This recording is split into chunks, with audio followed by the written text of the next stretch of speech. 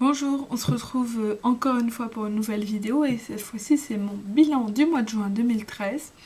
Donc j'ai pas lu énormément ce mois-ci, j'ai terminé un livre, relu une bande dessinée que j'avais déjà lue, j'ai lu un roman, un autre roman et feuilleté un livre et également je suis à la moitié d'un autre livre dont je vous parlerai tout à la fin. Donc voilà, j'ai pas énormément avancé, contrairement au mois précédent qui était plutôt un mois assez riche en lecture.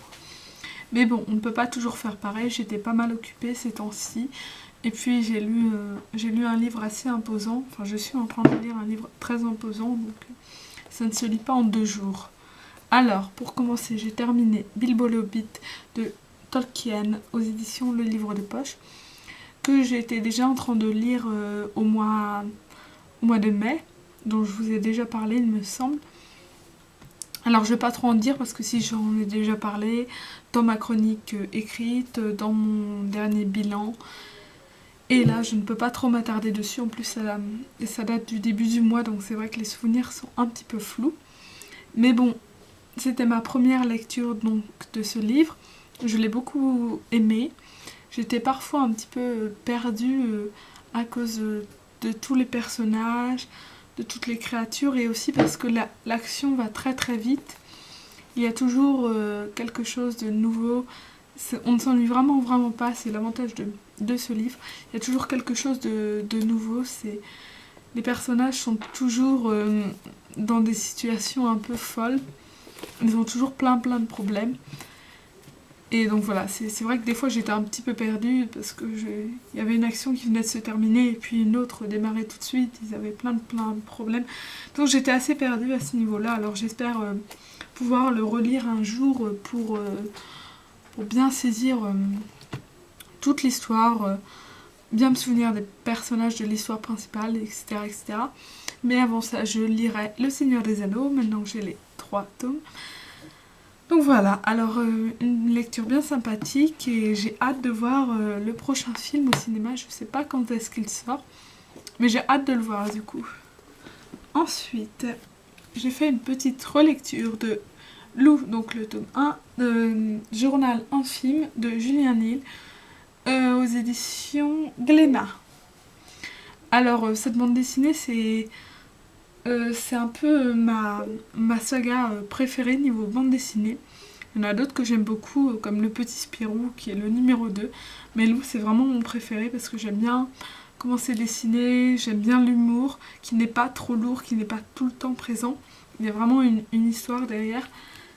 Et j'aime beaucoup les personnages, j'aime beaucoup la maman de Lou, j'aime beaucoup Lou, Richard, Nina, même la grand-mère, je l'aime bien. Donc voilà, c'est toujours un plaisir de relire ces bandes dessinées. Malheureusement, j'apprécie beaucoup moins le 6e tome, qui est un petit peu n'importe quoi. Je l'ai lu qu'une seule fois, celui-ci.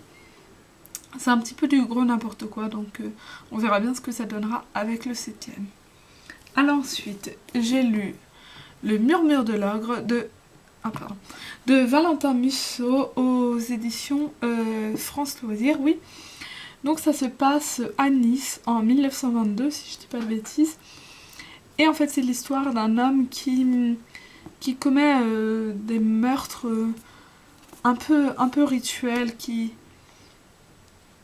a l'air de commettre des meurtres à un certain moment et qui a l'air de commettre ces meurtres pour une raison bien précise. Et donc les policiers sont à la recherche de ce criminel qu'ils appellent l'ogre.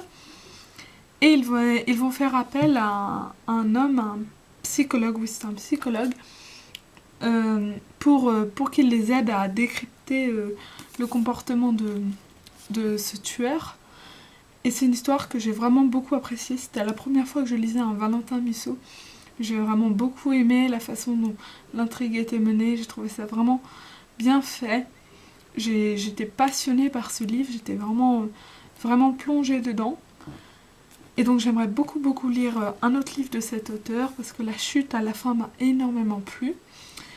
Autrement, je me suis pas trop attachée au personnage, mais le reste de l'histoire m'a tellement plu que les personnages m'ont assez peu importé au final. Et donc c'est vraiment une super bonne histoire, je vous conseille de le lire. Et moi en tout cas, je sais que cet auteur a écrit 2 autres livres et j'aimerais beaucoup les découvrir.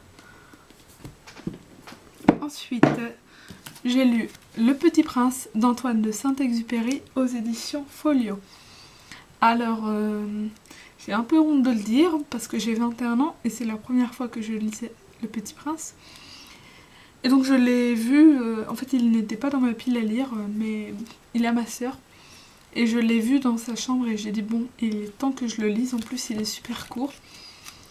Et donc je regrette vraiment pas, je regrette juste de ne pas l'avoir découvert plus tôt. C'est une histoire toute mignonne, vraiment super sympa, je saurais pas trop quoi en dire. D'ailleurs il faut que je fasse ma chronique, mais c'est vraiment tout mignon, j'ai vraiment adoré. J'aimerais beaucoup le relire, je pense que je le relirai plusieurs fois. J'ai bien aimé les petits dessins aussi, il y a des illustrations un peu partout dans le livre. C'est vraiment, vraiment super sympa. Et voilà, donc je vous en parlerai plus amplement dans ma chronique écrite qu'il serait temps que je fasse parce que j'ai lu ce livre il y a quelques jours déjà. Donc si je tarde trop, je ne vais plus savoir quoi dire. Déjà, là, je ne sais pas trop quoi dire. En vidéo par rapport à ce livre, c'est un petit peu compliqué, je suis désolée. Donc voilà, je vous invite à lire ma chronique écrite lorsque celle-ci sera faite. Ensuite, alors, là je ne l'ai pas lu, je l'ai juste feuilleté. Donc je ne devrais pas le présenter dans mon bilan. Donc je vous en parle juste en coup de vent. C'est Le Dictionnaire du Diable d'Ambrose Bierce aux éditions Librion que je vous ai présenté dans mon In My Mailbox. Alors comme je l'ai expliqué dans le In My Mailbox, c'est un petit dictionnaire un peu cynique. C'est vraiment super super sympa. Et donc je pense, je vais peut-être le finir au mois de juillet parce que j'ai envie de le feuilleter, mais j'aime beaucoup beaucoup. Donc je ne vais pas vous en parler plus pour l'instant, je voulais juste le présenter parce que j'ai pas l'impression qu'il soit super connu. Et donc je vous invite encore une fois, je l'ai déjà dit dans le In My Mailbox, mais je vous invite vraiment à essayer de vous le procurer, c'est vraiment super sympa.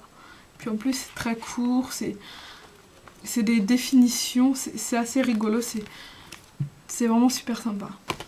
Voilà, c'était juste pour le présenter rapidement encore une fois. Et donc maintenant on attaque les choses sérieuses avec le dernier livre que je vous présente, donc 22-11-63 de Stephen King aux éditions Albin Michel, qui a déjà été présenté dans mon dernier In My Mailbox du coup, parce que je l'ai acheté au mois de juin. Alors je ne pourrais pas trop parler de ce livre parce qu'il est en cours de lecture, je suis à la page... combien 500 et quelques, 554. Voilà, à la page 554, il y en a 937, un truc comme ça. Donc du coup, 22-11-63, c'est l'histoire d'un homme d'une trentaine d'années, je crois, tout à fait banal, qui à la suite de la demande d'un ami mourant, va remonter dans le temps pour essayer de sauver Kennedy. Donc il arrive en 1958 parce qu'il ne peut pas faire autrement. Je ne sais pas trop comment vous expliquer, mais ça l'amène à chaque fois, le passage temporel l'amène en 1958, en septembre je crois. Donc voilà, et il veut sauver Kennedy pour changer la face du monde, ou du moins changer l'histoire de l'Amérique. Alors que dire de ce livre ? Étant donné que je ne l'ai pas terminé, ça va être compliqué pour le moment.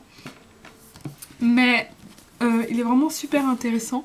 Malheureusement, j'en suis au milieu et ça commence à devenir un petit peu long.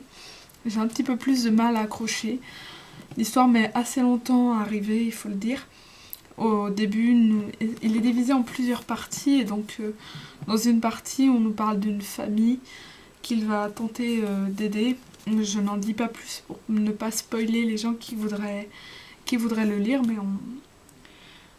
on a plusieurs parties et donc on en met très longtemps avant d'arriver à Kennedy. Donc là, je suis en plein milieu du passage où il observe celui qui a tué Kennedy, donc Oswald, je sais plus comment ça se dit. Et voilà, je ne sais pas trop quoi en dire pour le moment, je vous le présenterai mieux dans mon bilan du mois de juillet du coup, parce que je pense que d'ici là je l'aurai fini. genre un petit peu moins de la moitié à lire pour le moment. Alors voilà, ce sera tout pour ce bilan. Il n'est pas très riche en lecture, j'ai pas lu énormément. J'ai pas eu trop le temps, j'espère que ce sera mieux pour le mois de juillet, d'autant plus que ma pile à lire a pris un gros coup, j'ai acheté trop de livres. Pour ceux qui ont vu mon email mailbox, vous comprendrez. Alors voilà, espérons que ça s'arrange un petit peu au mois de juillet, que je lise un peu plus afin de faire baisser la pile à lire vraiment immense. Et sinon, tant pis, je vais peut-être travailler au mois de juillet, j'aurai peut-être pas trop de temps pour lire. Peut-être pas trop l'envie non plus si j'ai d'autres choses de prévues, etc. Donc je ne peux pas dire. J'ai prévu pour l'instant plusieurs lectures, donc de terminer 22-11-63. J'ai prévu de lire Nos étoiles contraires de John Gwynne, de lire Onder de R.J. Palacio et de lire 20 000 lieues sous les mers de Jules Verne. Donc je me suis inscrite pour une lecture commune vers la fin du mois. Je ne l'ai pas encore, en fait mon copain me l'a acheté pour moi. Donc c'est une belle édition que je vous présenterai donc dans le prochain email mailbox du mois de juillet et dans le bilan du mois de juillet, j'espère. Alors voilà. Ce sera tout pour ce bilan. Alors je vous souhaite à tous de très bonnes lectures, une bonne semaine et on se retrouve jeudi pour mon rendez-vous dans ma palle si tout va bien.